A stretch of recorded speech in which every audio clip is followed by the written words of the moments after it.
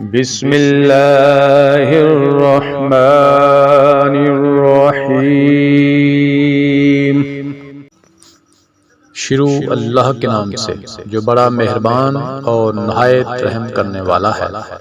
قال رب اجعل لي آية قال آياتك ألا تكلم الناس 3 أيام إلا رمزا واذكر ربك كثيرا وسبح بالعشي والإبكار۔ کہنے لگے پروردگار میرے لیے اس کی کوئی نشانی مقرر کر دے۔ فرمایا نشانی یہ ہے 3 دن تک تو لوگوں سے بات نہ کر سکے گا، صرف اشارے سے سمجھائے گا۔ تو اپنے رب کا ذکر کثرت سے کر اور صبح و شام اس کی تسبیح بیان کرتا رہے۔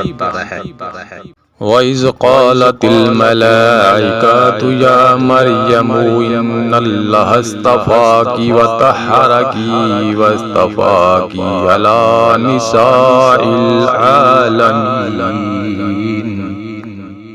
اور جب فرشتوں نے کہا اے مریم اللہ تعالیٰ نے تجھے برگزیدہ کر لیا اور تجھے پاک کر دیا اور سارے جہان کی عورتوں میں سے تیرا انتخاب کر لیا۔ یا مریم اقنتی لربک واسجدی وارکعی مع الراکعین۔ اے مریم تو اپنے رب کی اطاعت کر اور سجدہ کر اور رکوع کرنے والوں کے ساتھ رکوع کر۔ ذالک من انباء الغیب نوحیہ الیک وما کنت لدیہم اذ یلقون اقلامہم ایہم یکفل مریم وما کنت لدیہم اذ یختصمون۔ یہ غیب کی خبروں میں سے ہے جسے ہم تیری طرف وحی سے پہنچاتے ہیں۔ تو ان کے پاس نہ تھا جب کہ وہ اپنے قلم ڈال رہے تھے کہ مریم کو ان میں سے کون پالے گا، اور نہ تو ان کے جھگڑے کے وقت ان کے پاس تھا۔